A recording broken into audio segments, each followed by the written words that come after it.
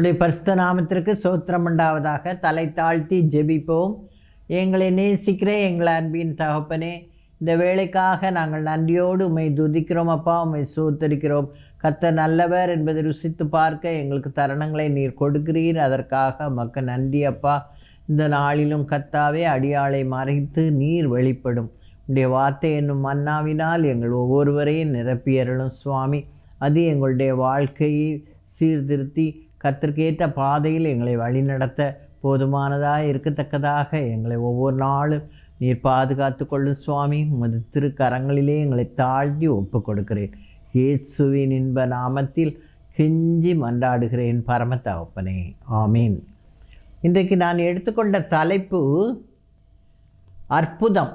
எதிலெல்லாம் கர்த்தர் நமக்கு அற்புதம் செய்கிறார் என்று பார்க்கும்போது ஒரு 4 காரியங்களை நான் பார்த்தேன். முதலாவது, வாக்குத்தத்தத்தினால் கர்த்தர் அற்புதம் செய்கிறார்.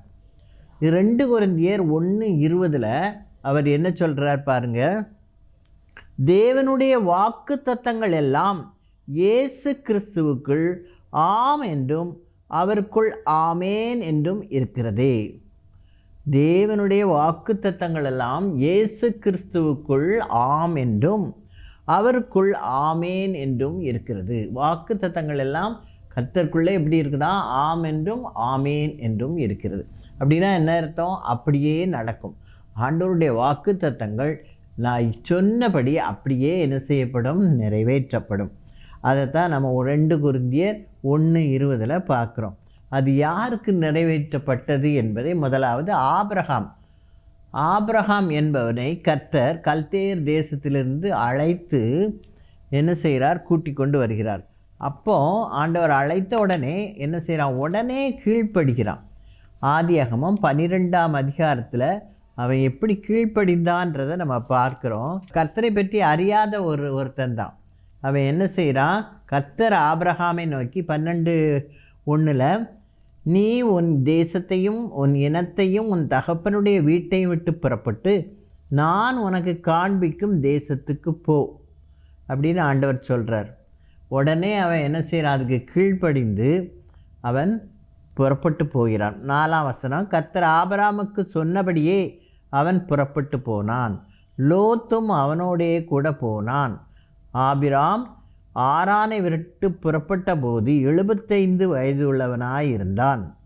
அவன் யாரெல்லாம் கூட்டிகிட்டு போகிறான்னு பாருங்கள். 5வது வசனத்தில், ஆபிராம் தன் மனைவியாகிய சாராயையும் தன் சகோதரனுடைய குமாரனாகிய லோத்தையும் தாங்கள் சம்பாதித்திருந்த தங்கள் சம்பத்தெல்லாவற்றையும் ஆரானிலே சபதரித்த ஜனங்களையும் கூட்டிக் கொண்டு அவர்கள் கானான் தேசத்துக்கு புறப்பட்டு போய் கானான் தேசத்தில் சேர்ந்தார்கள். அங்கே போய் சேர்ந்துட்டாங்க. சேர்ந்த உடனே அவங்க என்ன செய்கிறாங்க? ஒரு பலிபீடத்தை கட்டி கர்த்தருடைய நாமத்தை தொழுது கொண்டான் என்று வேதம் சொல்கிறது. அதற்கப்புறம் ஆபிரகாமுக்கும் லோத்தினுடைய மேய்ப்பர்களுக்கும் என்ன வருது? ஒரு வாக்குவாதங்கள் ஏற்படுது. மந்தை மேய்க்கிறவர்களுக்கு ஒரே இடத்துல அவங்களால இருக்க முடியல.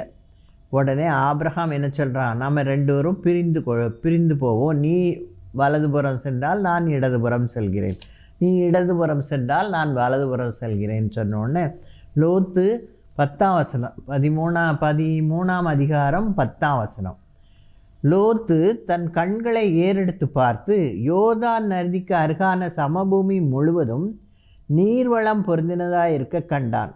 கர்த்தர் சோதோமையும் குமராவையும் அழிக்கும் முன்னே சோவாருக்கு போகும் வழி மட்டும் அது கர்த்தருடைய தோட்டத்தை போலவும் எகிப்து தேசத்தை போலவும் இருந்தது. அவன் அப்படி அது கண்ணை ஏறெடுத்து பார்க்கும்போது அவ்வளோ செழிப்பாக அந்த இடம் தெரியுது, சோதோம் குமரா. உடனே அவன் அந்த இடத்த தெரிந்து கொண்டார். ஆபிரகாமை கர்த்தர் என்ன செய்கிறார்? அழைத்து நீ பார்க்கிற பூமி முழுவதையும் நான் உனக்கும் 15வது வசனத்தில் 13:15 நீ பார்க்கிற இந்த பூமி முழுவதையும் நான் உனக்கும் உன் சந்ததிக்கும் என்றென்றைக்கும் இருக்கும்படி கொடுத்து உன் சந்ததியை பூமியின் தூளை போல பெருக பண்ணுவேன். ஒருவன் பூமியின் தூளை எண்ணக்கூடுமானால் உன் சந்ததியும் எண்ணப்படும். நீ எழுந்து தேசத்தின் நீளமும் அகலமும் எம்மட்டோ அம்மட்டும் நடந்து திரி. உனக்கு அதை தருவேன். அவன் எங்கே தங்குறான்னா மம்ரேயின் சமபூமியில் அவன் கூடாரம் அமைத்து அங்கே ஒரு பலிபீடத்தை கட்டி கர்த்தரை தொழுது கொண்டு அந்த இடத்துல செய்கிறான், வசிக்கிறான். அப்புறம் ஆண்டவர் என்ன செய்கிறாரு, கர்த்தருடைய வார்த்தை அவனுக்கு உண்டாகி, அவனுக்கு புத்திர சந்தானமே இல்லை. அந்த சமயத்தில் கர்த்தருடைய வார்த்தை அவனுக்கு உண்டாகுது. இது 15ஆம் அதிகாரம் 5வது வசனத்தில் அவனை என்ன செய்கிறார், வெளியே அழைத்து வானத்தை அண்ணாந்து பார்க்க சொல்கிறார். பார்த்து, நட்சத்திரங்களை எண்ண உன்னால் கூடுமானால் அவைகளை எண்ணு என்று சொல்லி, பின்பு அவனை நோக்கி, உன் சந்ததி இவ்வண்ணமாய் இருக்கும் என்றார். அவன் கர்த்தரை விசுவாசித்தான், அதை அவர் அவனுக்கு நீதியாக எண்ணினார். அவனுக்கு 75 வயசாகியும் ஒரு பிள்ளை கிடையாது. ஆனால் ஆண்டவர் என்ன செய்கிறார், உன் சந்ததியை மணலின் தூளை போல பெருக பண்ணுவேன்னு சொல்கிறாரு. அதே மாதிரி வானத்தை அண்ணாந்து பார்க்க சொல்லி நட்சத்திரங்களைப் போல பெருக பண்ணுவேன் என்று சொல்கிறார். ஆனால் அதெல்லாம் நம்புகிற மாதிரி இல்லை. ஆனாலும் கர்த்தர் செய்வார் என்று அவன் விசுவாசிக்கிறான். ஏன்னா வாக்கு கொடுக்கிறார். வாக்கு கொடுத்தவர் வாக்கு மாறாதவர் என்பதை இவர்கள் இருவருமே நம்பினார்கள். அதைத்தான் நம்ம ரோமரில் பார்க்கும்போது, ரோமர் 4ஆம் அதிகாரம் 18 முதல் 22 வரைக்கும், உன் சந்ததி இவ்வளவாய் இருக்கும் என்று சொல்லப்பட்டபடியே நான் அநேக ஜாதிகளுக்கு தகப்பனாவதே நம்புகிறதற்கு ஏது இல்லாதிருந்தும் அதை நம்பிக்கையோடே விசுவாசித்தான். யார்? ஆபிரகாம். அவன் விசுவாசத்திலே பலவீனமாய் இருக்கவில்லை. அவன் ஏறக்குறைய 100 வயது உள்ளவனாய் இருக்கும்போது தன் சரீரம் செத்து போனதையும் சாராளுடைய கற்பம் செத்து போனதையும் எண்ணாதிருந்தான். தேவனுடைய வாக்கு தத்தத்தை குறித்து அவன் அவிசுவாசமாய் சந்தேகப்படாமல் தேவன் வாக்கு பண்ணினதை நிறைவேற்ற வல்லவராய் இருக்கிறார் என்று முழு நிச்சயமாய் நம்பி தேவனை மகிமைப்படுத்தி விசுவாசத்தில் வல்லவன் ஆனான். ஆகையால் அது அவனுக்கு நீதியாக எண்ணப்பட்டது என்று 18லேருந்து 22 வரைக்கும், ரோமர் 4:18லேருந்து 22 வரைக்கும் அவன் வாக்கு தத்தத்தை எப்படி நம்பினான் என்று சொல்லப்பட்டிருக்கிறது. எபிரேயர் 11 என்ன சொல்லப்பட்டிருக்குன்னா, 11 விசுவாசத்தினாலே சாராளும் வாக்கு தத்தம் பண்ணினவர் உண்மை உள்ளவர் என்று, அவளும் அதே மாதிரி வாக்கு பண்ணினவர் உண்மை உள்ளவர் என்று எண்ணி கற்பந்தரிக்க பலனடைந்து, அவளுக்கு பெண்களுக்குரிய வழிபாடெல்லாம் நின்று போயிட்டு, அவளுக்கு 90 வயசாயிற்று, அவளுக்கு பலனே இல்லை. ஆனால் வாக்கு தத்தம் பண்ணினவர் உண்மை உள்ளவர் என்று அவள் எண்ணி கற்பந்தரிக்க பலனடைந்து வயது சென்றவளாய் இருந்தும் பிள்ளை பெற்றாள். இந்த வயசில் அவளுக்கு ஒரு பிள்ளையை ஆண்டவர் கொடுக்கிறார். ஆனபடியால் சரீரம் செத்தவன் என்று எண்ணத்தகும் ஒருவனாலே வானத்தில் உள்ள பெருக்கமான நட்சத்திரங்களைப் போலவும் கடற்கரையில் உள்ள எண்ணிருந்த மணலைப் போலவும் மிகுந்த ஜனங்கள் பிறந்தார்கள். இவர்கள் எல்லாரும் வாக்குத்தத்தம் பண்ணப்பட்டவைகளை அடையாமல் தூரத்திலேயே அவைகளை கண்டு, ஆண்டவர் சொல்லும் முன்னால் அதெல்லாம் ஒன்றுமே அவனுக்கு கிடையாது, ஒரு பிள்ளை கூட கிடையாது, ஆனால் அவன் சந்ததி அப்படி பெருக்குவேன்னு சொன்னார். ஆனால் அதை விசுவாசித்தாங்க. அதிலே விசுவாசத்தோடு அவங்க இருந்ததுனால கர்த்தர் என்ன சொல்கிறாரு, யாக்கோபின் தேவன், ஆபிரகாமின் தேவன், ஈசாக்கின் தேவன் என்று சொல்லுவதில் அவர் ஒரு நாள் என்ன செய்யல வெட்கப்படுகிறதில்லை.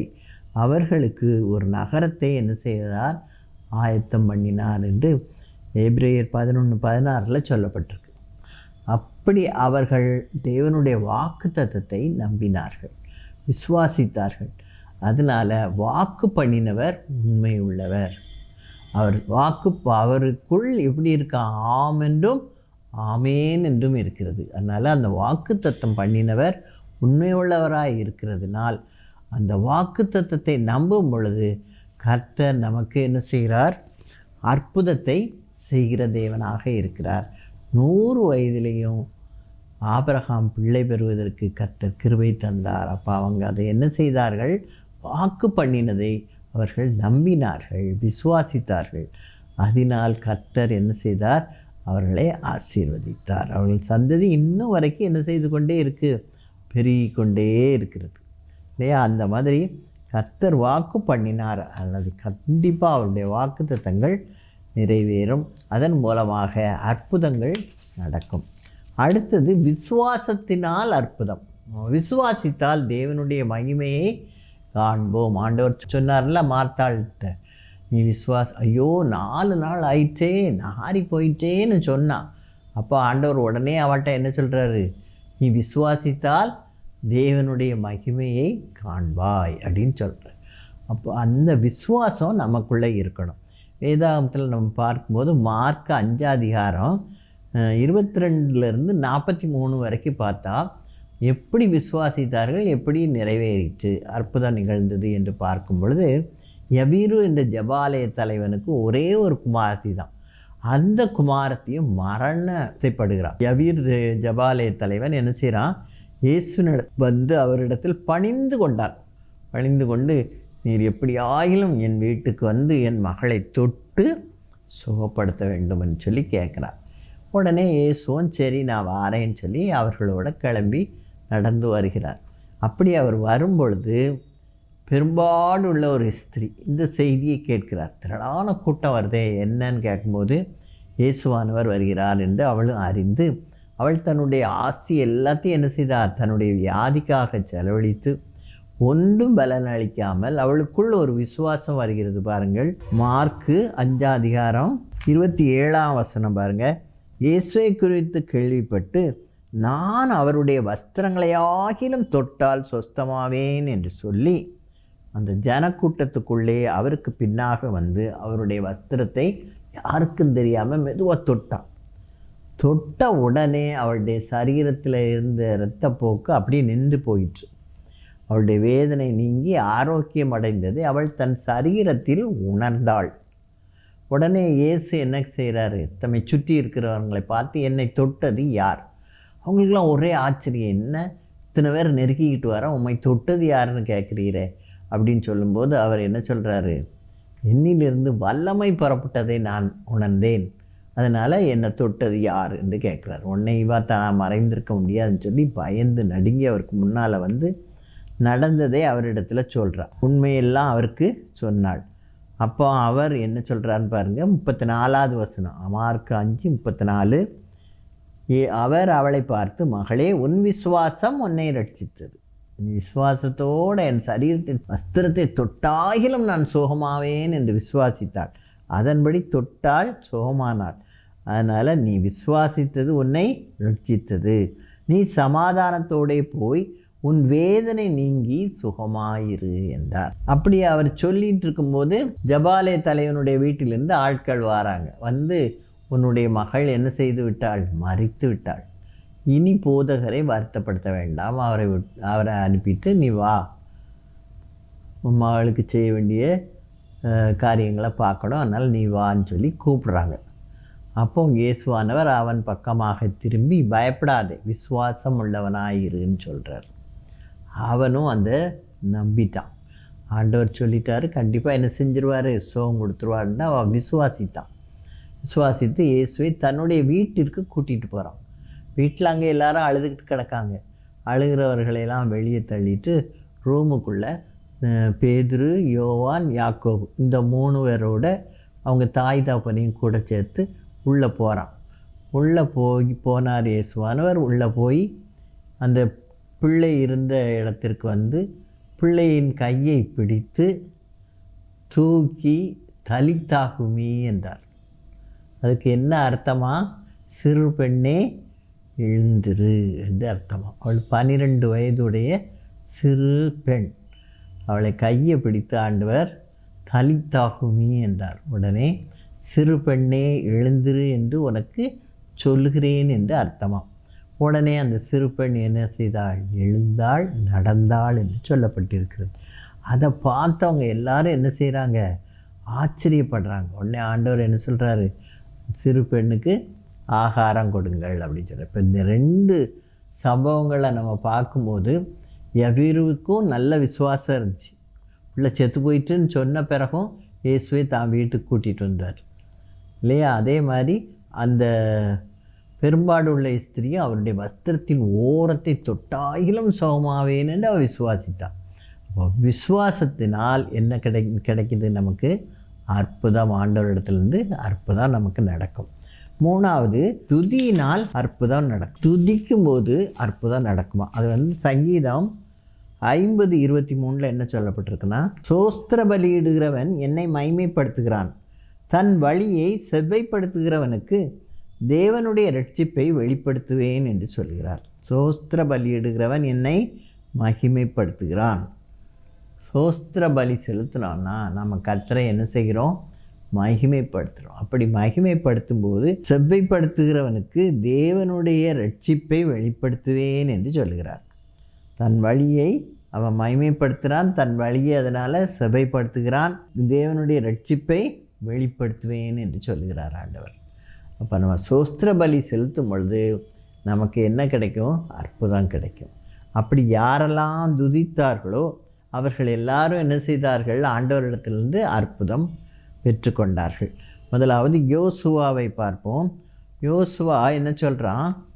அந்த இஸ்ரவேல் ஜனங்களை வழிநடத்தி செல்லும் பொழுது இஸ்ரவேல் ஜனங்கள் முதல்ல யோர்தானை கடந்து செல்ல வேண்டியது இருந்துச்சு. அப்போ யோர்தானை கடந்து செல்லும் பொழுது யோர்தான் நல்ல கரை புரண்டு ஓடுது.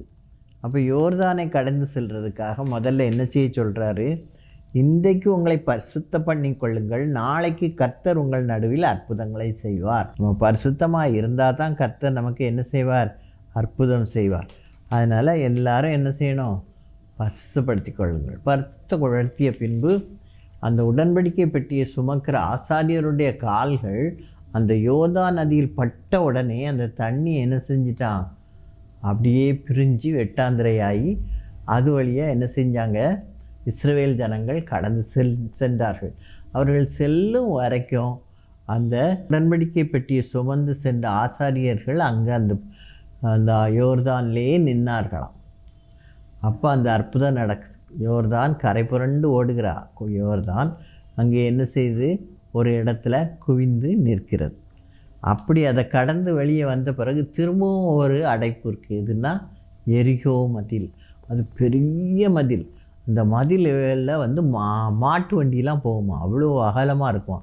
அது ஈஸியாக என்ன செய்ய முடியாது? உடைக்க முடியாது. அது பெரிய தடையாக இருக்கிறது. அப்படிப்பட்ட தடையை எப்படி நீக்கலான்னு சொல்லி அவங்கெல்லாம் உடனே அப்படியே ஆச்சரியமாக பார்க்கும்போது யோசுவா ஜனங்களை நோக்கி சொல்கிறான், நம்ம என்ன செய்யணும்? இதையும் மேற்கொள்ளலான்னு சொல்லி அவங்ககிட்ட சொல்கிறான்.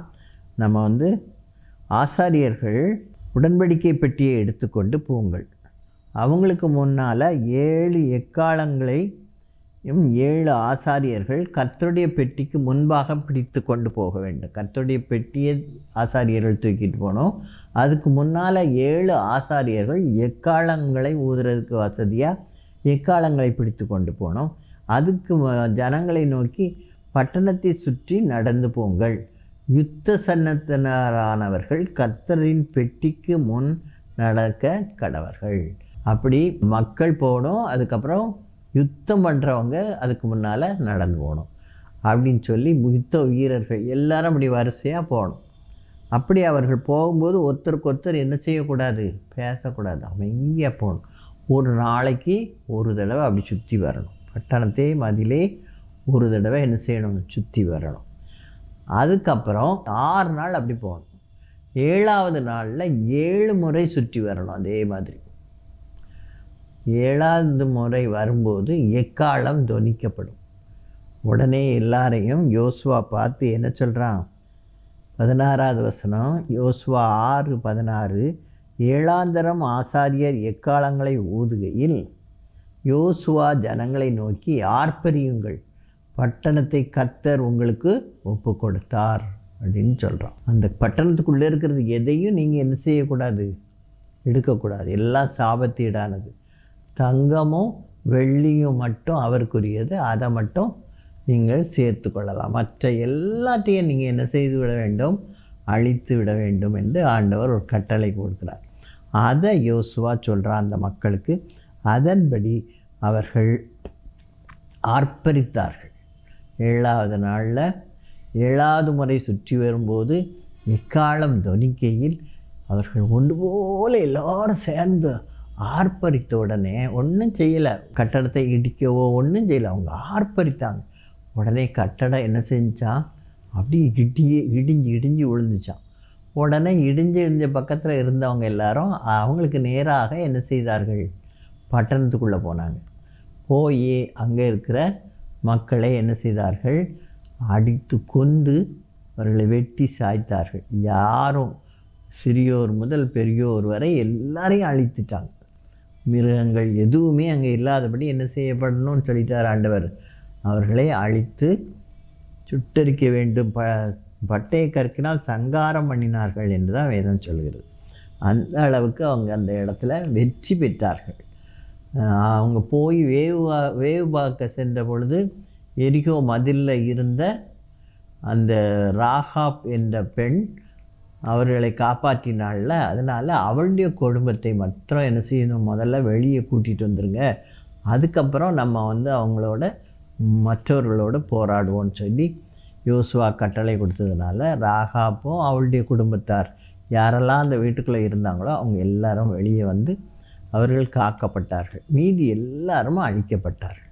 அப்படி எரிகோ பட்டணத்தை அவர்கள் துதியினால் மேற்கொண்டார்கள். அதே மாதிரி நம்ம யூதேயா தேசத்தை ஆண்ட யோசபாத் என்ற ராஜாவுக்கு விரோதமாக 2 நாளாகவும் 20ஆம் அதிகாரத்தில் இருக்கிறது. அவருக்கு விரோதமாக 3 கூட்டம் வராங்க. யாரெல்லாம்னா அம்மோன் புத்திரர், மோவா புத்திரர், சேயீர் மலை தேசத்தார். இப்படி 3 குரூப்பு மக்கள் எல்லாரும் வந்து சுற்றிலும் அந்த யூதேயாவை சுற்றி பாளையம் இறங்கி விட்டார். யோசபாத்துக்கிட்ட இருக்கிற போர் வீரர்களை காட்டிலும் அவர்களிடத்தில் 3 பேர் இருக்காங்கள்ல, அப்போ அங்கே ரொம்ப என்ன இருக்குது, போர் வீரர்கள், அவர்களுடைய ஆயுதங்கள், அவர்களுடைய ரதங்கள்லாம் நிறைய இருக்குது. அதனால் யோசபாத் தம்மால் வெற்றி பெற முடியாதுன்னு சொல்லி பயந்து எல்லா மக்களையும் அழைத்து அவர்களை 3 நாள் ஒருமித்து உபவாசித்து ஜெபிக்கும்படி சொல்கிறான். 2 நாளாகவும் 23. யோசபாத் பயந்து கர்த்தரை தேடுகிறதற்கு ஒருமுகப்பட்டு யூதாவெங்கும் உபவாசத்தை கூறுவித்தான். எல்லாரும் உபவாசம் பண்ணி ஜெபம் பண்ணுறாங்க.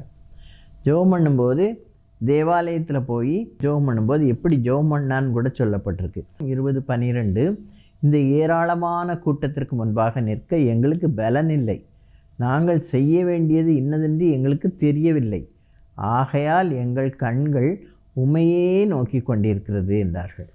அப்போ கர்த்தர் அவர்களுக்கு எப்படி வெளிப்படுத்துகிறாருன்னா, இந்த ஏராளமான 15வது வசனத்தில் ஏராளமான கூட்டத்திற்கு பயப்படாமலும் கலங்காமலும் இருங்கள், யுத்தம் கர்த்தருடைய உங்களுடையதல்ல தேவனுடையது, நீங்கள் என்ன செய்யணுமா, தரித்திருங்கள் என்று ஆண்டவர் சொல்கிறார். பேசாமல் அவங்க பாட்டுக்கு இருங்க, நான் என்ன செய்வேன், உங்களுக்காக யுத்தம் பண்ணுவேன்னு சொல்லிடுறார்.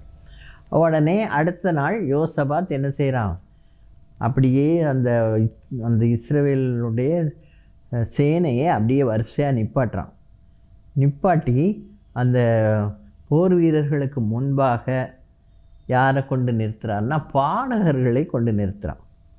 21வது வசனம் பாருங்கள். பின்பு அவன் ஜனத்தோடைய ஆலோசனை பண்ணி பரிசுத்தமுள்ள மகத்துவத்தை துதிக்கவும் ஆயுதம் அணிந்தவர்களுக்கு முன்பாக நடந்து போய் கர்த்தரை துதியுங்கள், அவர் கிருபை என்றும் உள்ளதென்று கர்த்தரை பாடவும் பாடகரை நிறுத்தினான். போரிடுவதற்கு எல்லாரும் வரிசையாக நிற்கும். அதுக்கு முன்னால் யாரை நிப்பாட்டுறான், கொயர் பாடகரை நிப்பாட்டி எப்படி பாடணுமா, கர்த்தர் நல்லவர், அவர் கிருபை என்றும் உள்ளது என்று பாடவும் பாடகரை நிறுத்தினான். அவர்கள் பாடத் தொடங்கின உடனே 22வது வசனத்தை பாருங்கள்.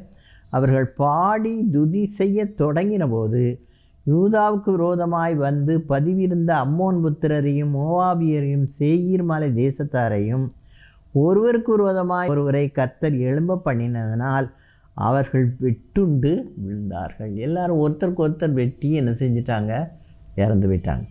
இவங்க காலையில் பார்க்கும்போது இவங்க சண்டையே போடல. இவங்க பார்க்கும்போது யூதா மனுஷர் வனாந்திரத்தில் உள்ள சாம கூட்டண்டையிலே வந்து அந்த ஏராளமான கூட்டம் இருக்கும் திக்கை நோக்குகிற போது இதோ அவர்கள் தரையிலே விழுந்து கிடக்கிற பிணங்களாக கண்டார்கள், ஒருவரும் என்ன செய்யவில்லை, தப்பவில்லை.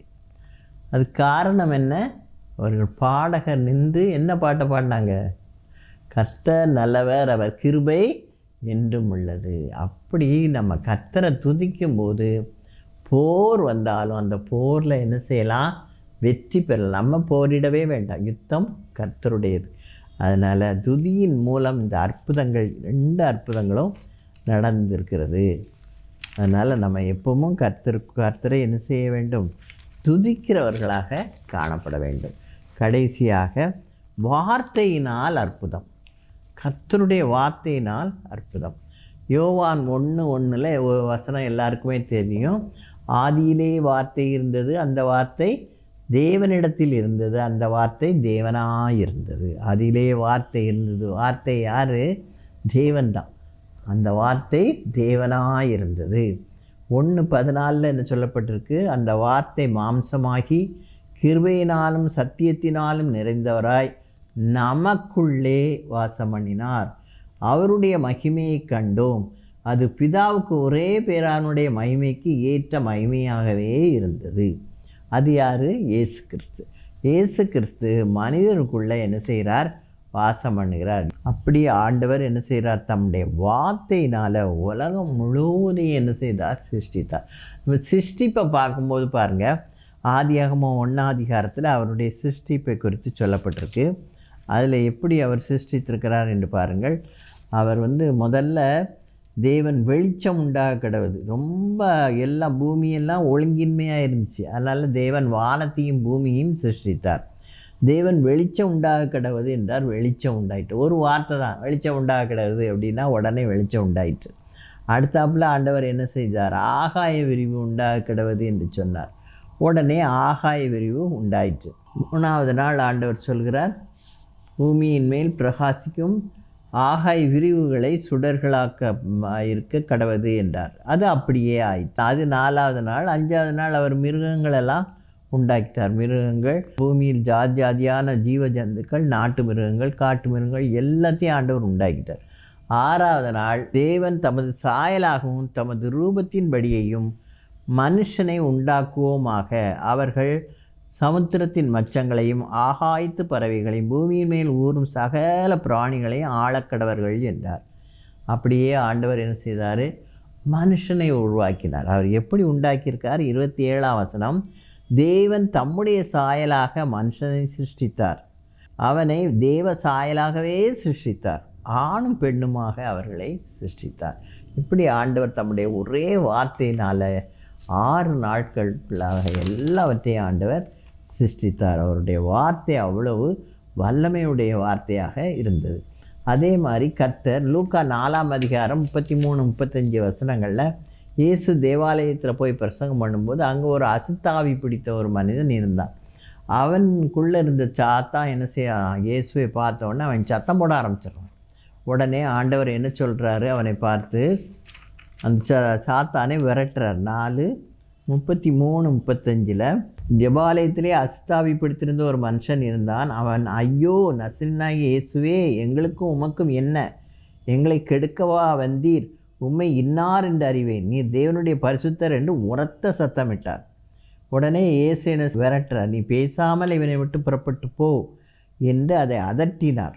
அப்பொழுது பிசாசு அவனை ஜனங்களின் நடுவே விழத்தள்ளி அவனுக்கு ஒரு சேதமும் செய்யாமல் அவனை விட்டு போய்விட்டது.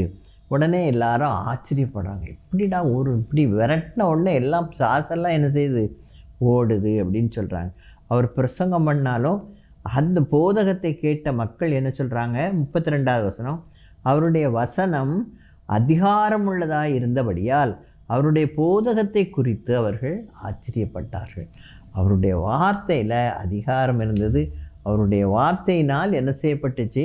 பிசாசுகள் விரட்டப்பட்டது. இப்படி கர்த்தர் என்ன செய்தார்? தம்முடைய வார்த்தையினால் நமக்கு அற்புதங்களை செய்தார். இதே மாதிரி யோவானை முதலாக தனக்கு முன்னோடியாக அனுப்புகிறார்.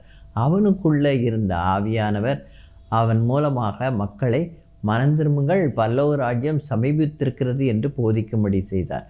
அதை கேட்டவர்கள் அநேகர் மனந்திரும்பி ஞானஸ்நானம் பெற்றார்கள் என்று வேதம் சொல்கிறது. அதனால் ஆண்டவர் தம்முடைய வார்த்தையினாலும் என்ன செய்கிறார்? அற்புதங்களை செய்கிறார். இப்போ 4 விதத்தில் அற்புதங்கள் நடைபெறுகிறது என்பதை பார்த்தோம். முதலாவது, ஆண்டவருடைய வாக்கு தத்தத்தினால் அற்புதம்.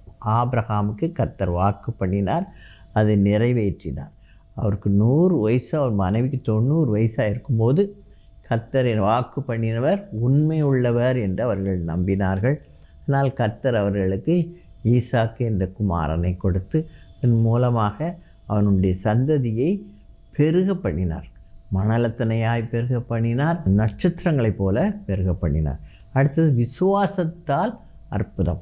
விசுவாசிக்கும் பொழுது கர்த்தர் எந்த வியாதியாக இருந்தாலும் மரித்தாலும் உயிரோடு எழுப்புகிற தேவனாக இருந்தார். எவீருவின் மகள் மரித்த பின்பும் கர்த்தர் அவனுடைய கையை பிடித்து எழுப்பி விட்டார். உடனே அவள் என்ன செஞ்சா?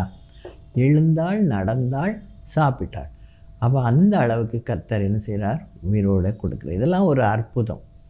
அதே மாதிரி பெரும்பாடு உள்ள ஸ்திரீயின் வஸ்திரத்தை, அவள் வஸ்திரத்தின் ஓரத்தை தொட்டாயிலும் நான் சுகமாவேன் என்று விசுவாசித்து அவருடைய வஸ்திரத்தை தொட்டாள். ஜனக்கூட்டத்துக்குள்ளே போய் யாருக்கும் தெரியாதுன்னு நினச்சா, நான் ஆண்டவர் என்ன செய்ய என்னிடத்துலேருந்து வல்லமை புறப்பட்டதுன்னு சொல்கிறார். உடனே அவள் முன்னால் தனக்கு நடந்ததே என்ன செய்கிறா? சொல்லுகிறாள். சொன்ன உடனே எல்லாரும் அதை கேட்டு ஆச்சரியப்பட்டார்கள். அப்போ ஆண்டவர் என்ன சொல்கிறாரு? உன் விசுவாசம் உன்னை ரட்சித்தது, சமாதானத்தோடே போ, வேதனை நீங்கி சுகமாயிரு என்று சொன்னார். அதுக்கப்புறம் அவனுக்கு அந்த சுகவீனம் வரவே இல்லை. அவன் நல்ல சுகத்தோட பலத்தோடு இருந்தான். இப்படி கர்த்தர் விசுவாசிக்கும் பொழுது அற்புதம் செய்கிறார். அடுத்தது துதியினால் அற்புதம். எங்கெல்லாம் துதிக்கிறாங்களோ அங்கெல்லாம் கர்த்தர் வருவார். துதிகளின் மத்தியில் வாசம் செய்கிற தேவன் துதிக்கும் பொழுது அந்த இடத்துக்கு வருவார், அற்புதத்தை செய்வார். யாருக்கெல்லாம் செய்தார்னு பார்த்தோம்? இஸ்ரவேல் ஜனங்களுக்கு யோசுவா மூலமாக போகும்போது அந்த எரிகோ கோட்டையை கர்த்தர் துதியினால் உடைத்தார். அதுபோல் யோசபாத் தன்னுடைய பாடகர் குழுவை நிறுத்தி சண்டைக்கு போகும்போது அவர்கள் முன்னால் நின்று கர்த்தரை துதித்தார்கள்.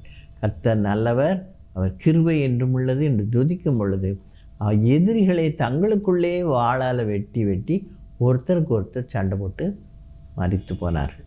இவங்க போரிடவே இல்லை. அதுக்கு முன்னால் அவங்க எதிரிகள் எல்லாம் இறந்து விட்டார்கள். அப்படி கர்த்தர் துதிக்கும் பொழுது அற்புதம் செய்கிறார். கர்த்தர் தம்முடைய வார்த்தையினால் அற்புதம் செய்கிற தேவனாக இருக்கிறார். கர்த்தருடைய வார்த்தையினால் அவர் உலகம் எல்லாவற்றையும் படைத்தார். மனிதனை தன்னுடைய சாயலாக ஆண்டவர் சிருஷ்டித்தார். அவருடைய சிருஷ்டிப்பு ஃபுல்லாக அவருடைய வார்த்தையினால் நிகழ்ந்தது. அடுத்தாப்பில் பார்த்திங்கன்னா, தேசமெங்கும் பாவ மன்னிப்பை குறித்து யோவான் ஸ்நானகன் சொல்லி அநேகரை கிறிஸ்துவண்டை வழி நடத்தினார். அதனால் நாமும் கர்த்தருடைய வார்த்தையை கேட்டு செமையான வழியிலே நாம் செல்வோம். கர்த்தர் அற்புதங்களுக்கு மேலாக அற்புதங்களை செய்வார். சாத்தானை தம்முடைய ஒரே வார்த்தையினால் விரட்டினார். இப்படி கர்த்தர் அற்புதம் செய்கிற தேவனாக இருக்கிறார். 4 விதத்தில் நம்ம அற்புதத்தை பெற்றுக்கொள்ளலாம். முதலாவது, வாக்குத்தத்தத்தினால் அற்புதம் பெறலாம். விசுவாசித்தால் தேவனிடத்தில் அற்புதத்தை பெறலாம். துதித்தால் அற்புதம் பெறலாம். கர்த்தருடைய வார்த்தையை நாம் நம்பும் பொழுது அதனால் நமக்கு அற்புதம் கிடைக்கும். தேவன் தாமே இந்த வார்த்தைகளை ஆசீர்வதிப்பாராக. தலை தாழ்த்தி ஜெபிப்போம். எங்களை நேசிக்கிற எங்கள் அன்பின் தகப்பனே, இந்த வேளைக்காக நாங்கள் நன்றியோடு உம்மை துதிக்கிறோம். நீர் இம்மட்டும் எங்களுக்கு உதவி செய்தீர். இனிமேலும் எங்களை நீர் காத்து கொள்ளும்.